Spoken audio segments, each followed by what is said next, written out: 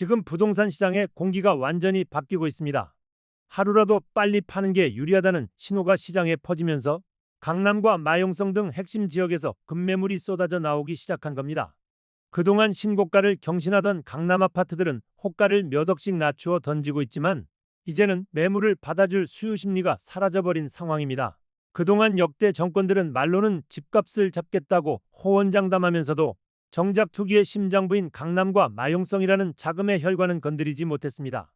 기득권의 저항과 언론의 공포 마케팅에 밀려 늘 마지막엔 한 발 물러섰기 때문입니다. 하지만 이재명 대통령은 달랐습니다. 정부를 이기려 마라, 표 계산은 없다며 부동산 투기와의 전면전을 선포했습니다. 이 대통령은 연일 강한 메시지를 던지고 있습니다. 특히 3.1 국무회의와 SNS를 통해 부동산 투기로 불로소득을 얻겠다는 다주택자의 눈물이 안타까운 분들께 묻는다.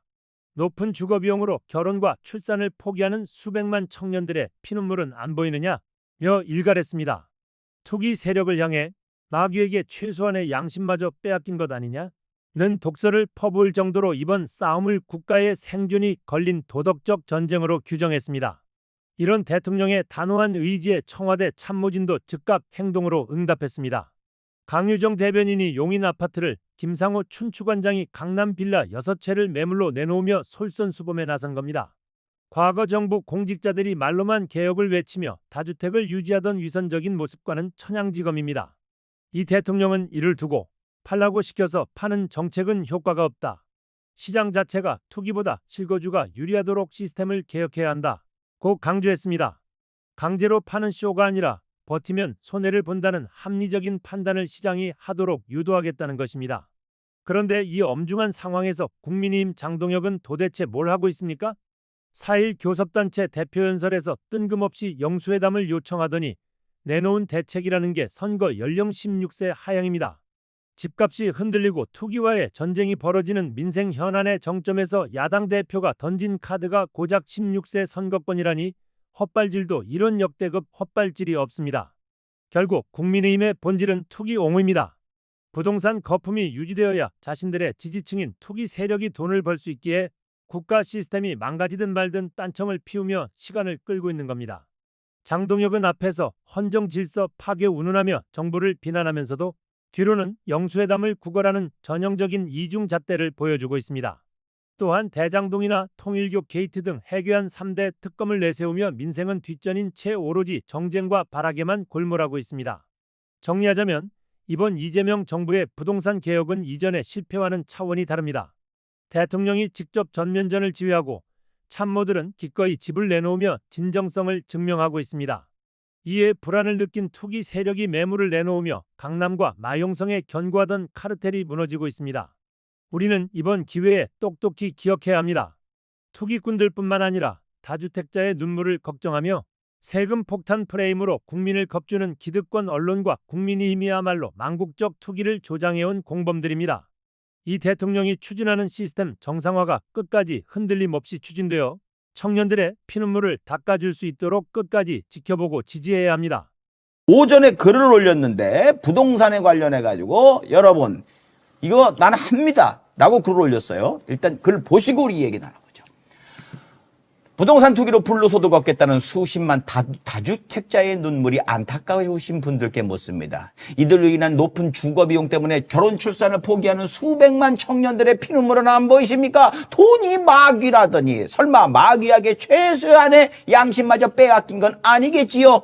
대한민국은 위대한 대한민국의 국민들의 나라입니다. 상식적이고 번영하는 나라를 위해 망국적 부동산 투기는 무슨 수를 써더라도 반드시 잡습니다.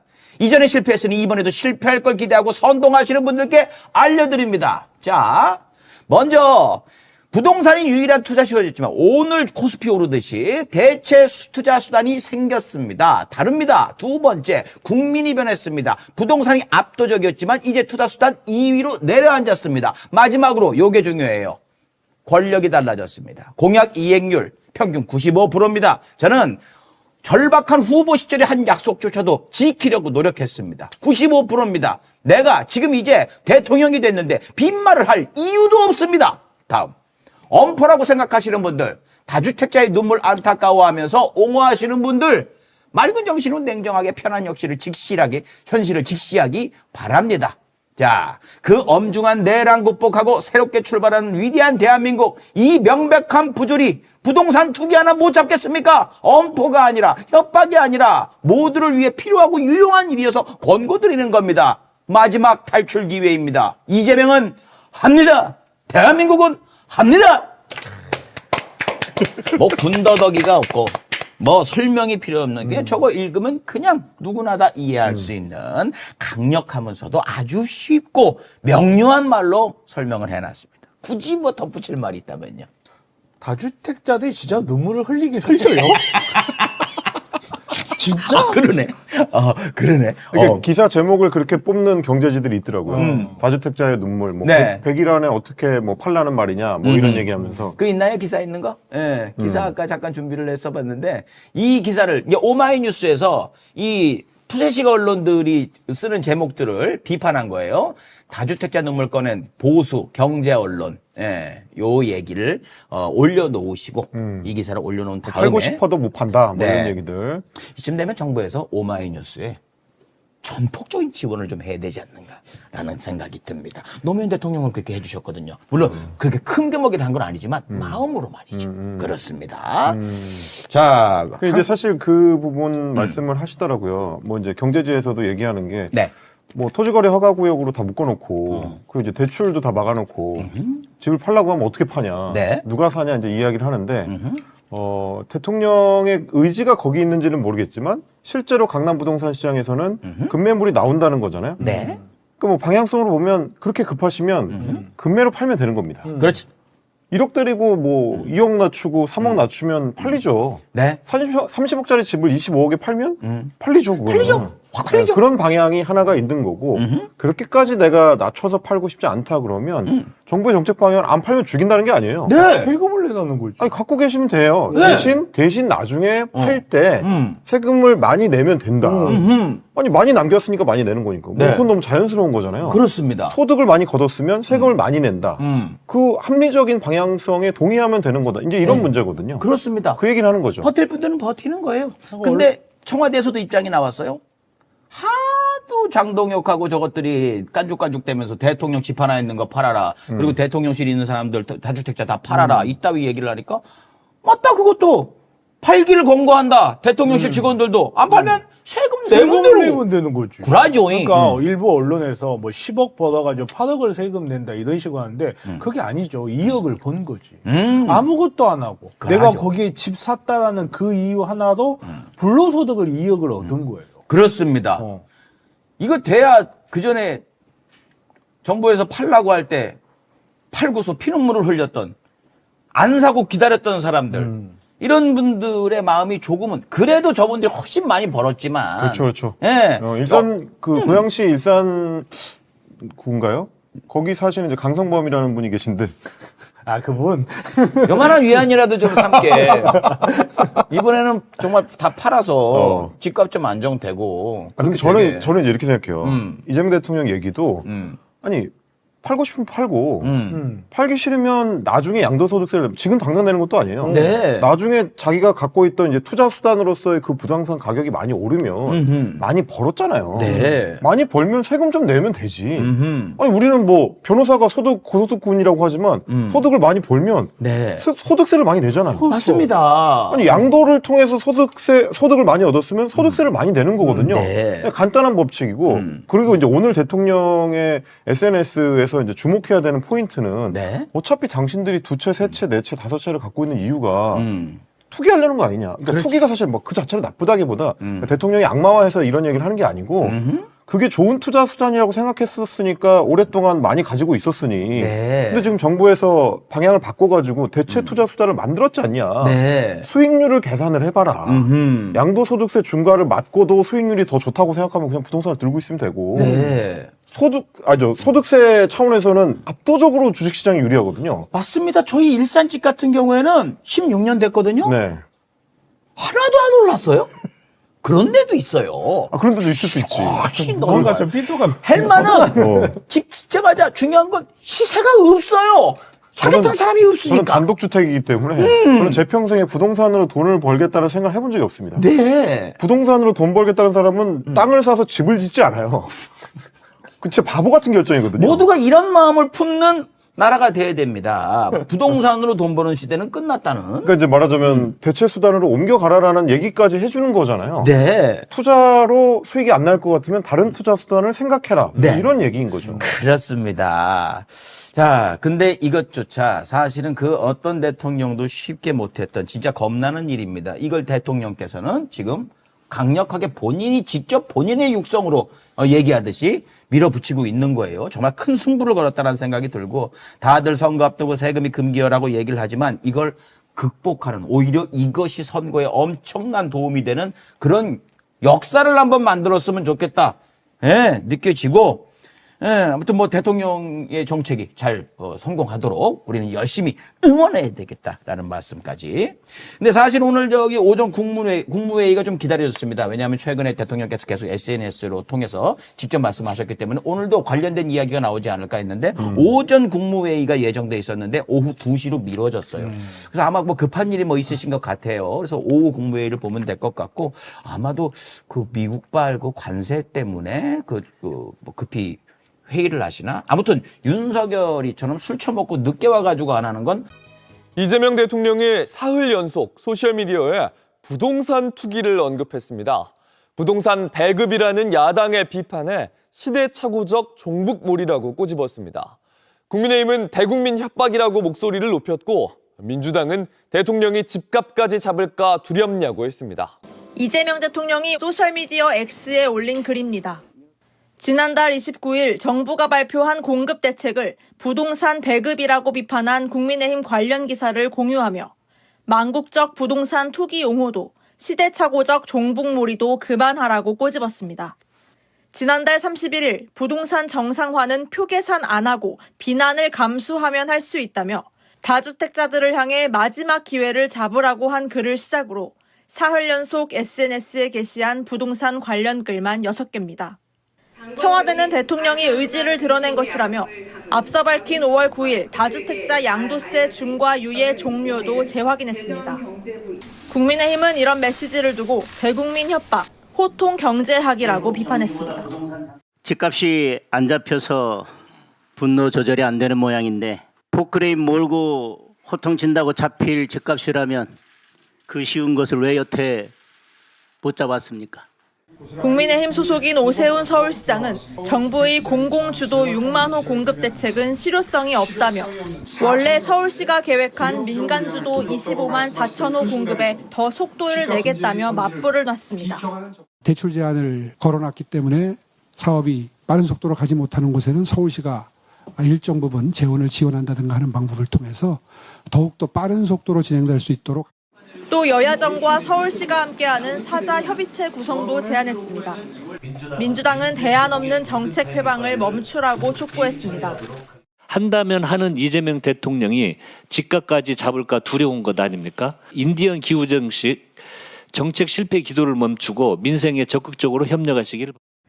자중질환에 빠진 당이 답답해서일까요? 이재명 대통령이 연일 부동산 시장을 겨냥한 강도 높은 메시지를 내놓고 있습니다.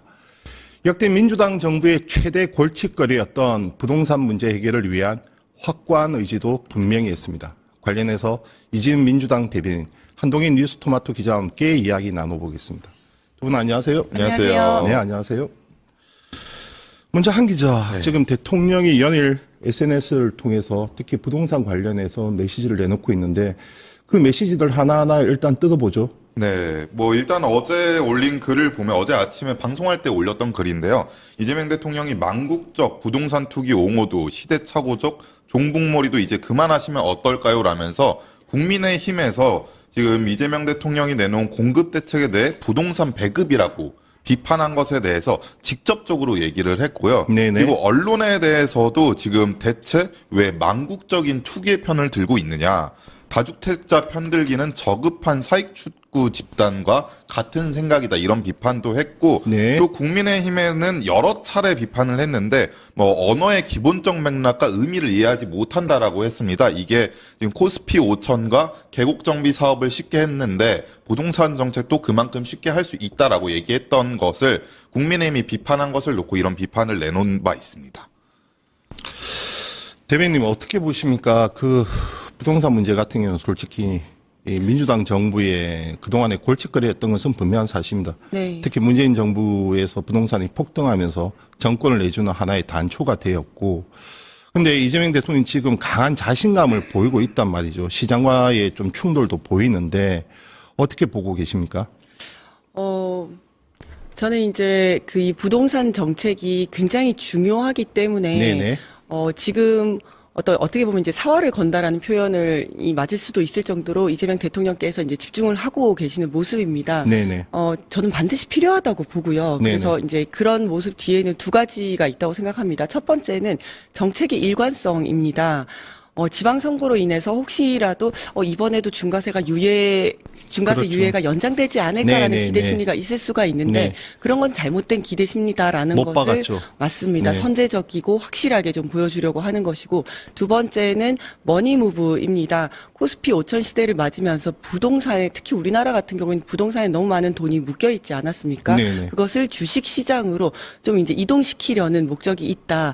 그래서 지금까지는 부동산을 통해서 부를 증식을 했다면 그것이 아니라 이제는 주식 시장을 통해서 부를 증식을 하고 그리고 이제 생산적 금융을 통해서 이제 경제 성장과 이런 것들을 조금 더 촉진하려는 그런 의도와 목적이 있다라는 것을 분명히 하고 있다고 봅니다. 부동산을 통한 부의 증식 이제는 없다 이렇게 봐야 되는 거죠. 네, 그런 정책 목표를 가지고 분명한 의지를 가지고 추진을 하고 있습니다.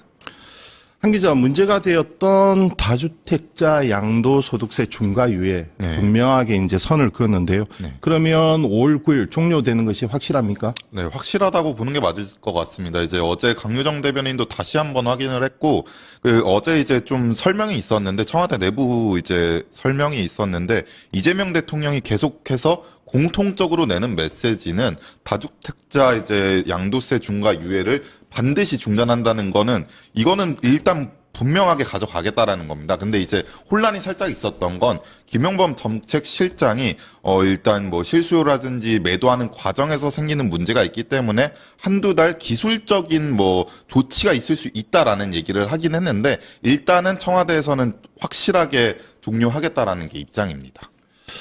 부동산 정책은 어쨌든 두 갈래를 병행할 수밖에 없는데 하나는 규제고 하나는 공급입니다.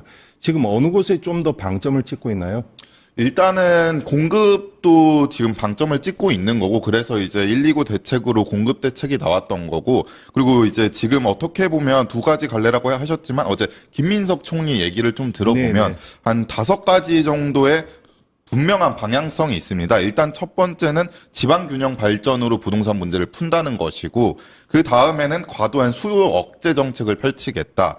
그리고 세제 부분에 대해서는 뭐 보유세나 이런 부분은 최후의 수단으로 사용하되 부동산 정책이 풀리지 않으면 그때에서 최후의 수단으로 쓸 수 있다라는 얘기를 하고 있고 그리고 지난 6개월 동안 밝혔던 입장을 일관되게 추진해 나가겠다. 이런 입장을 나타내고 있습니다.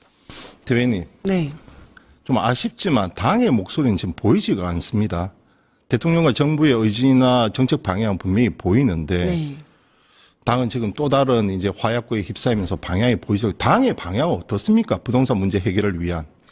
당도 대통령의 기조와 맞추어서 나가고 있습니다. 한정혜 정책의장도 이야기했다시피 입법으로 맞춰 나가겠다라는 이야기를 했고요. 또 세제 개편과 관련해서도 배제하고 있지는 않다라는 이야기를 했습니다. 그래서 지금은 이제 그런 이야기들이 겉으로 잘 드러나고 있지는 않습니다만은 기본적으로는 발맞춰 나가고 있다라고 말씀을 드리겠습니다. 세제 개편. 자, 이 중에서 아무래도 핵심은 보유세일 건데요. 그죠? 네. 당 내에서도 좀 이견이 있습니까? 거기에 대해서는 뭐 여러 가지 의견이 나오고 있습니다만은 아직까지 뭐 가시화되지는 않고 있는 상황입니다. 한 기자. 네. 참모들과 장관이 직접 메시지를 내놓을 수도 있는데 네. 대통령이 지금 부동산 전선의 전면에 섰단 말이죠. 네. 물론 책임을 지겠다는 모습은 확고해 보이지만 부담이 될 수도 있는데 지금 일반적으로 지금 해석하기를 당도 보이지 않고 정부도 보이지 않고 참모들도 보이지 않는다. 대통령 혼자 고군분투하고 있다. 지금 이런 해석이 가능한데 네. 왜 이렇습니까? 두 가지 정도 이유가 있을 것 같습니다. 일단은 이재명 대통령이 최근에 좀 답답함을 많이 느끼고 있습니다. 사실 대외적으로 관세 문제도 있고 검찰 개혁에 대한 문제도 있고 지방 발전에 대한 문제도 있고 좀 물가 문제도 있고 풀어야 할 숙제들이 너무 많은데 이게 지금 당에서 대신 목소리를 내주지 않고 그리고 속도도 좀 부족하다 보니 좀 답답함을 느껴서 시작하게 된 게 SNS다라는 얘기도 있고요. 그리고 또 한편으로 다른 얘기가 어떤 것이 있냐면 일을 하고 싶은데 지금 일이 잘 안 되다 보니 자기가 이제 직접적으로 메시지를 한번 내봐야겠다라고 해서 23일에 부동산 메시지를 처음에 올렸습니다. 네네. 근데 그게 22일에 코스피 5천을 찍고 나서 처음 올린 게 이제 중과세 이후에 중단 메시지인데 그 당시까지만 하더라도 이런 흐름은 아니었습니다. 근데 이제 그게 반응이 직접적으로 오는 걸 이제 체감을 하신 거거든요. 그리고 체감을 하고 나서 25일에 4차례 글을 올리면서 조금 더 했고 그리고 그 다음 주에도 또 4차례 글을 올리면서 느낀 건데 이게 내가 바로 글을 올리면 언론에서 피드백을 합니다. 바로바로. 네네. 언론에서 피드백을 하고 비판을 하고 뭐 대안을 찾고 그리고 다시 이재명 대통령이 글을 올립니다. 그러면 또 다시 뭐 야당이라든지 언론에서 다시 피드백을 줍니다. 뭐 어떤 매물이 어떻게 나오고 있고 어떤 것들이 어떻게 되고 있고 이런 것들을 하다 보니 이재명 대통령이 속도감 있게 바로바로 이제 피드백이 되는 것에 대해서 효능감을 느끼고 있다 이런 얘기가 있습니다.